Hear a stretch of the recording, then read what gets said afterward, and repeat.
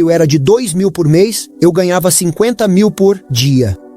Todo dia, eu renunciei ao meu salário e passei a receber um salário pastoral de 2.464 por mês. Eu achava que era alguém. Tenho tantos diplomas de bacharel e tenho tanta educação e tenho tantos negócios e tenho tanto dinheiro e tenho conexões. Eu conheço o primeiro-ministro, eu conheço o chefe de polícia, eu conheço o prefeito. Eu era alguém. Eu sentia que eu era alguém. Eu estava na Romênia, meu primeiro distrito, há 30 anos. Eu tinha uma cabeça grande, não fisicamente. Eu achava que era alguém. Tenho tantos diplomas de bacharel e tenho tanta educação e tenho tantos negócios e tenho tanto dinheiro e tenho conexões. Eu conheço o primeiro-ministro, eu conheço o chefe de polícia, eu conheço o prefeito. Eu era alguém. Eu sentia que eu era alguém. Certo.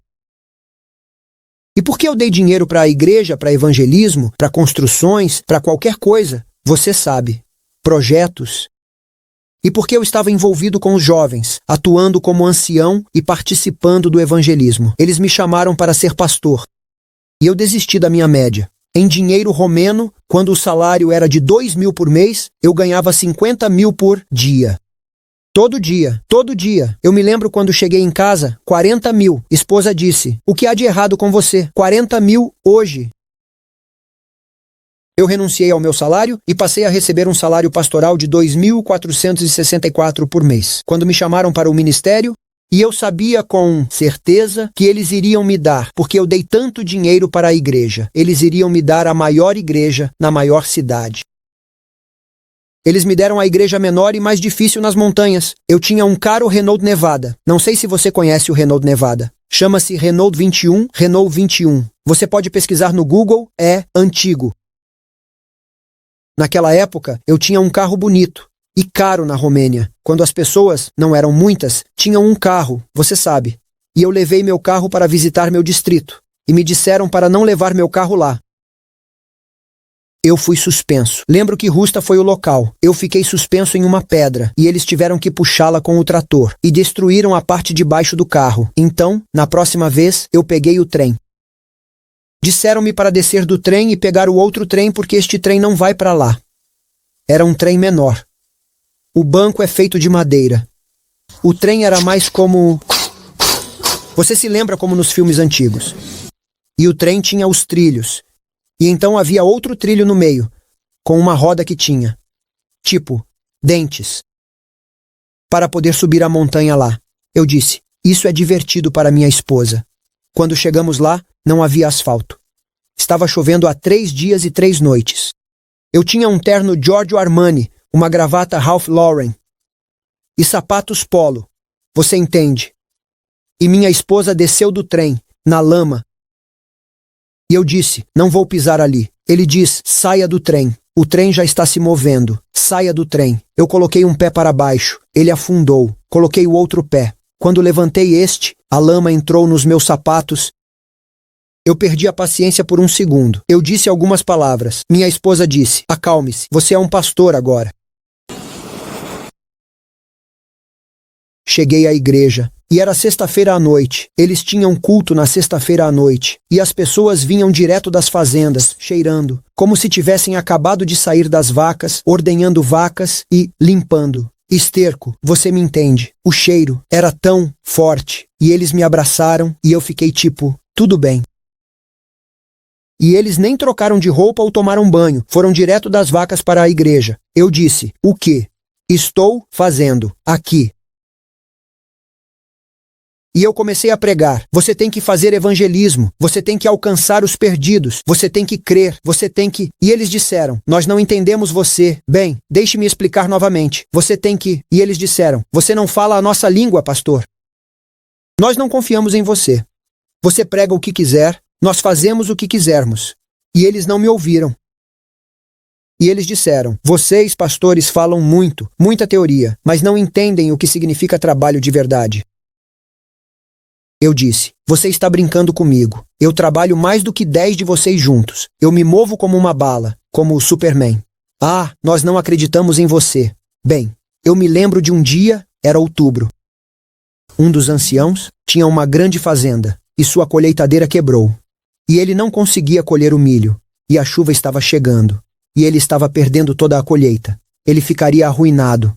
E ele veio até mim chorando. Ore, pela minha colheitadeira. Eu preciso consertar a colheitadeira.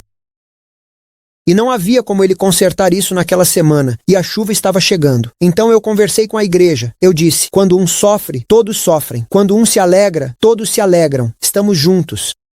A menos que estejamos juntos, não somos cristãos. Então, amanhã de manhã, domingo de manhã, toda a igreja em seu campo. Se você não vier, não é um membro. Procure uma igreja diferente. E eu disse, amanhã de manhã, todo mundo colhe milho. Se toda a igreja for, salvamos o milho dele. Você está falando sério, pastor. Você se importa conosco. Você está brincando comigo. Todos nós sofremos.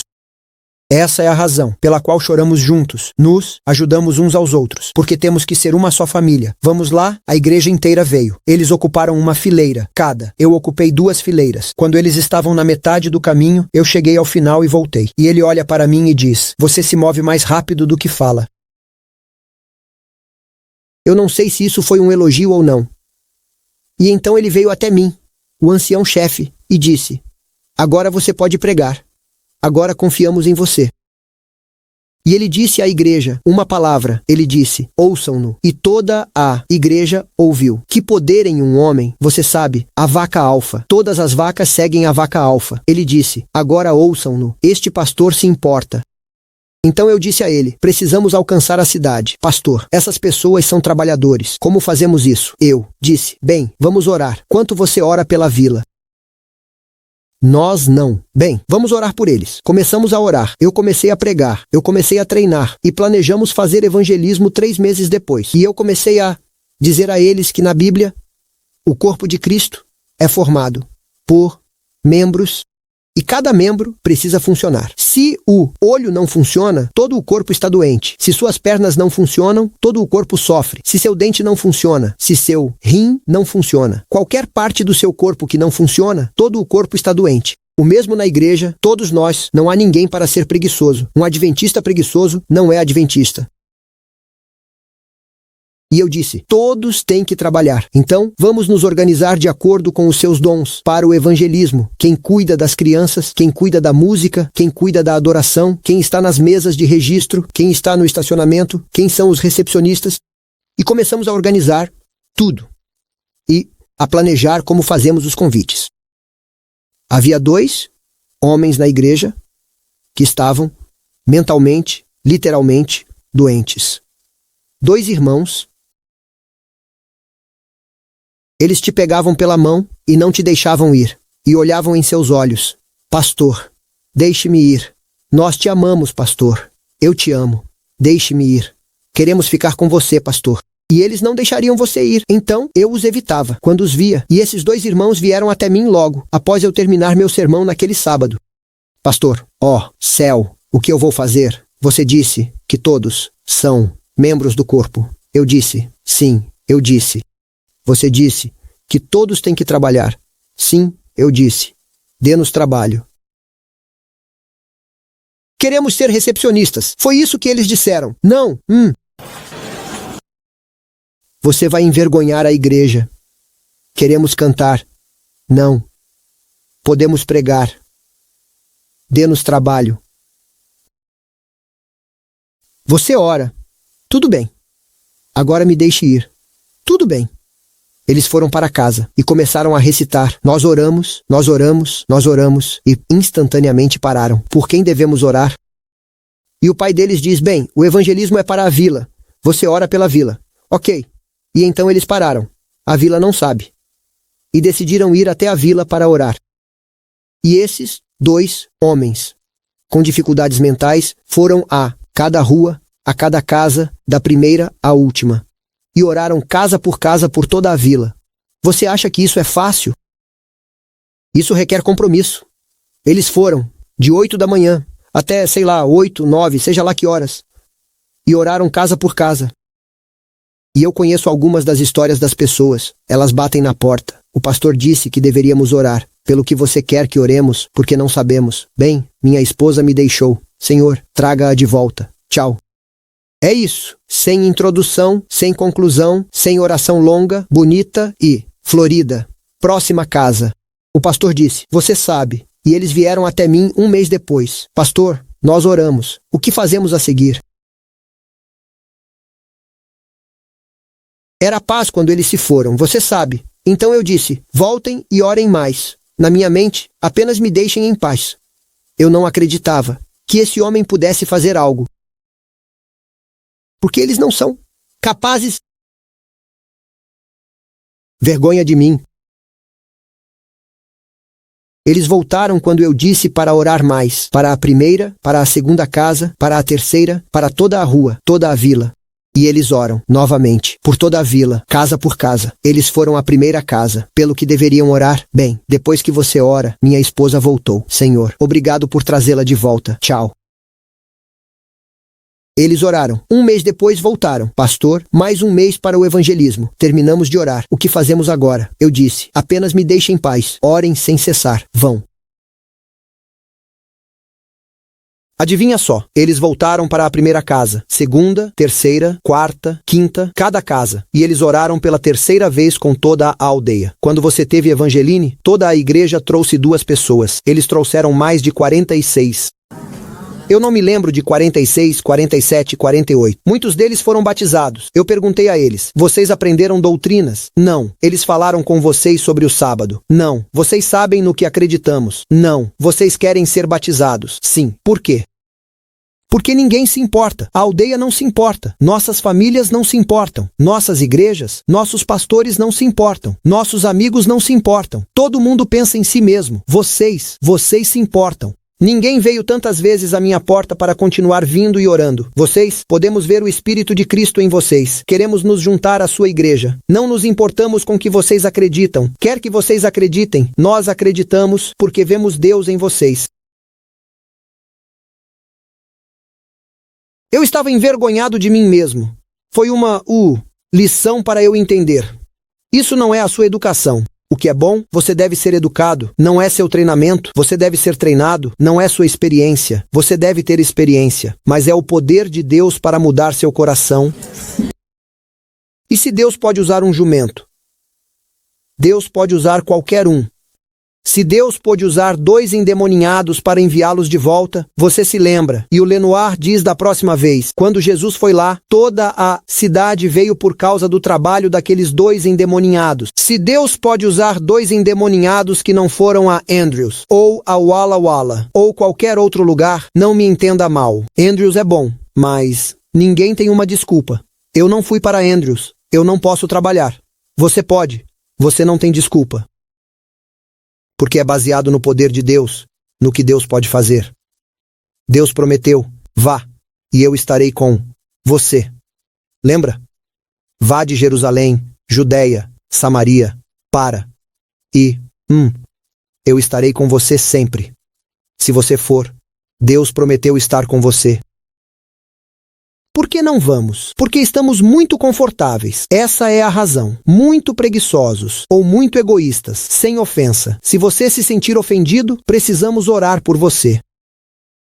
Mas a questão principal é esta. Eleanor diz que Deus poderia ter vindo há muito tempo, mas não estamos prontos. E então ela diz que temos um trabalho a terminar. Ela diz que não são as promessas de Deus que estão em falta. Você se lembra da citação, mas sim da nossa falta de compromisso. Ela diz, eu tenho a citação. De qualquer forma, nosso tempo acabou. Eu quero que você... uau! Nosso tempo realmente acabou. Eu queria chegar à introdução do sermão das 11h, porque não sei se tenho tempo para dar o sermão. Mas, de qualquer forma, eu quero que você entenda. Por favor. Por favor, estou falando do coração. Não estou lhe dando a teoria da oração.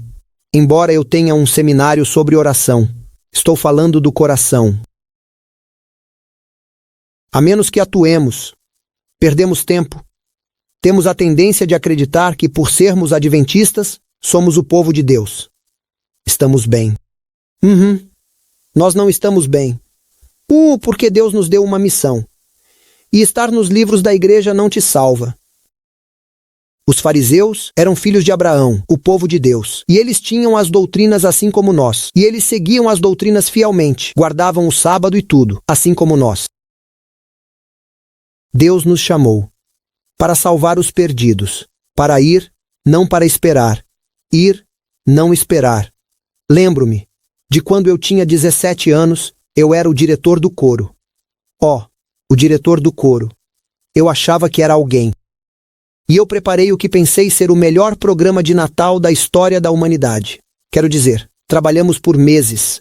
Tivemos músicas e tivemos crianças. Coral e homens. Coral e a igreja. Um grande coral. E tivemos drama e tivemos poesia. Nós até tivemos alguns artistas na igreja que pintaram algumas imagens com o tema de Natal ao redor da igreja e criaram algumas cenas. Pecados de Natal, você sabe o que quero dizer? Foram 4 meses de trabalho. Tivemos o melhor programa de todos os tempos. O que eu pensei, você sabe. E depois que ele apresentou o programa, toda a igreja aplaudiu.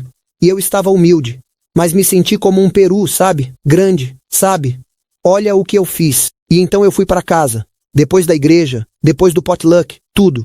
Eu fui para casa e disse ao meu pai: "Você gostou do programa de Natal? Não foi bom." Meu pai, tranquilo, sem emoções, ele diz: "Quem preparou o programa?"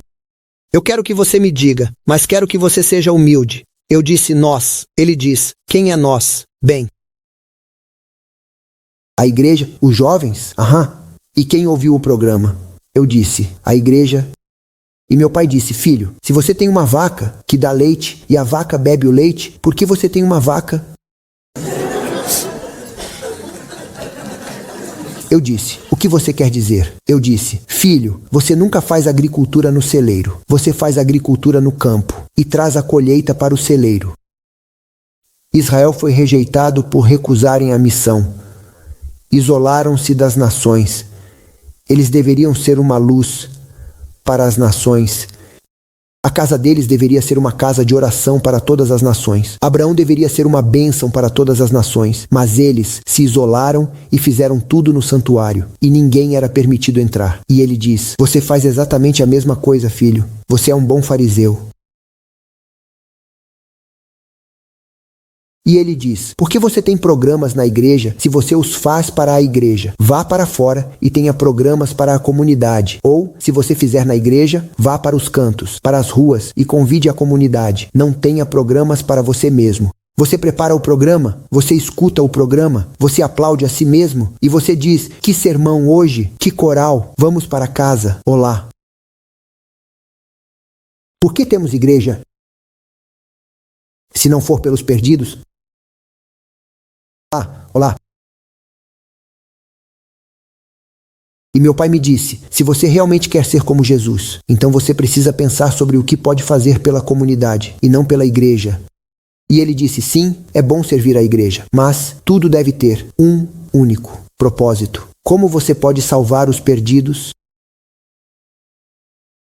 E se nossas igrejas mudassem sua mentalidade de um foco interno, muitas vezes pensando em como sobreviver, para um foco externo, pensando em como crescer, e em vez de se concentrar em manter a igreja à tona, focassem em atacar. Como atacar nossa comunidade?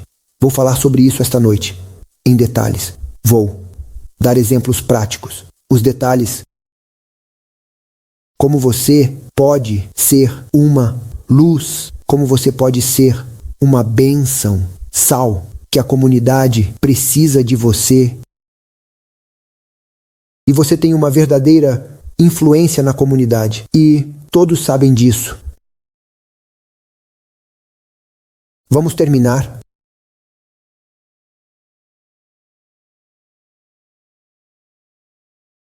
Eu tenho muitas mais histórias, mas não temos tempo. Mas quero que você saiba: Deus tem um plano para cada um. Ele diz: "Eu conheço os planos que tenho para você." Deus tem um plano. É bastante triste que estamos tão pouco interessados no plano de Deus, mas sim na bênção de Deus para os nossos planos. Você não precisa contar a Deus seus planos. Ele conhece seus planos. Não há nada de errado em apresentar seus planos diante do Senhor. Mas mais do que isso, você precisa buscar os planos dele. Illinois diz, e esta é uma citação poderosa. Ela diz, Jesus não fez planos para si mesmo, mas todas as manhãs recebia os planos do Pai. Ponto. E então ela continua. Assim, devemos fazer nós.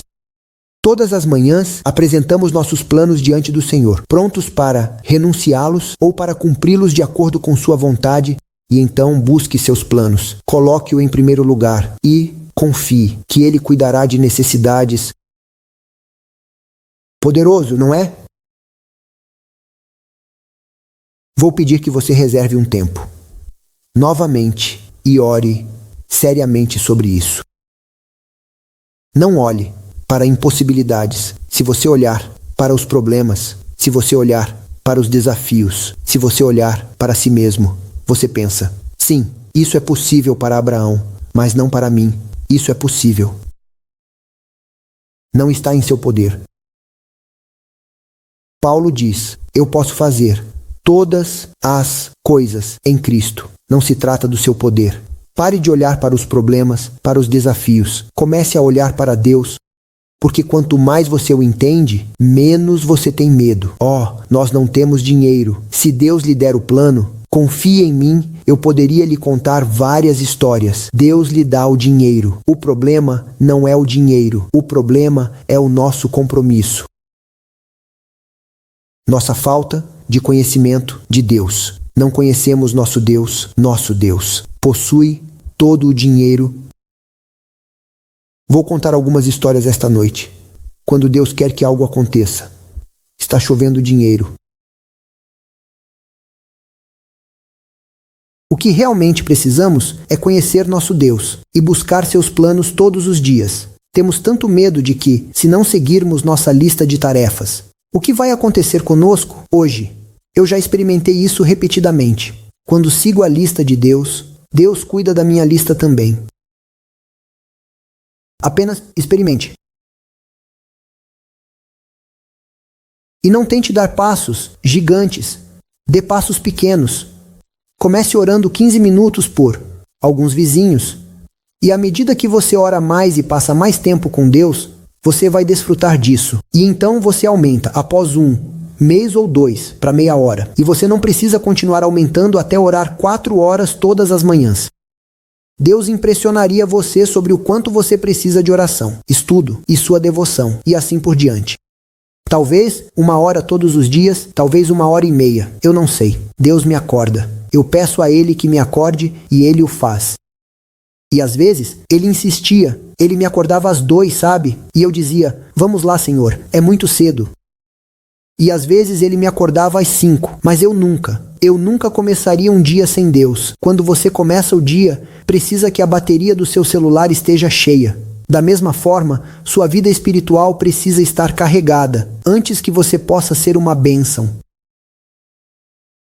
Você precisa estar conectado. Então, comece com pequenos passos, mas comece. E se você já começou, muitos de vocês, eu suponho que sim. Então aumente isso. Diga, Senhor, o que você quer que eu faça a seguir? Porque se Deus lhe disser o que fazer, Ele lhe dará o poder, a alegria e a bênção. Basta perguntar a Ele o que Ele quer que você faça a seguir. E não se preocupe. E se eu cometer um erro? Se você fizer isso sem saber, Deus não se importa. Ele ignora. Ele faz vista grossa para a ignorância. Você sabe. Não é o que você não sabe. O problema é o que você sabe e não faz por estar ocupado com outras coisas. Basta pedir a Ele, porque Deus tornará tudo claro e Deus o guiará. O problema que temos não é que Deus não nos ajude. O problema é que não nos comprometemos o suficiente. Estamos muito ocupados, distraídos com outras coisas. Adoramos outras coisas. E Jesus está voltando na verdade. E essas coisas vão queimar. E Satanás adoraria que estivéssemos tão distraídos, que dormíssemos quando ele chegasse. Mas Deus quer que estejamos bem acordados, totalmente acordados, totalmente comprometidos, totalmente consagrados. Vamos fazer isso. Isso não é como Ellen White chama, um processo diário que dura a vida toda. Ela diz que compromisso, entrega, arrependimento, serviço, ela diz, não é algo que você faz uma vez para sempre. Você precisa fazer isso todos os dias, de novo e de novo. Você precisa se comprometer todas as manhãs. Você precisa convidar sua presença todas as manhãs. Você me segue. Você precisa pedir o batismo fresco de seu espírito todas as manhãs, novamente. Você precisa respirar e comer todos os dias.